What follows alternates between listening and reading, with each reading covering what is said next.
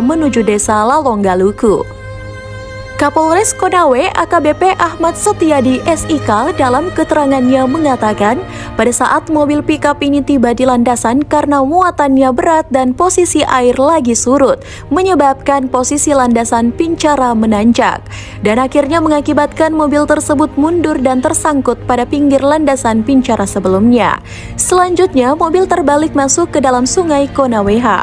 Ia menambahkan tidak ada korban jiwa dalam insiden ini, namun kerugian material diperkirakan mencapai 80 juta.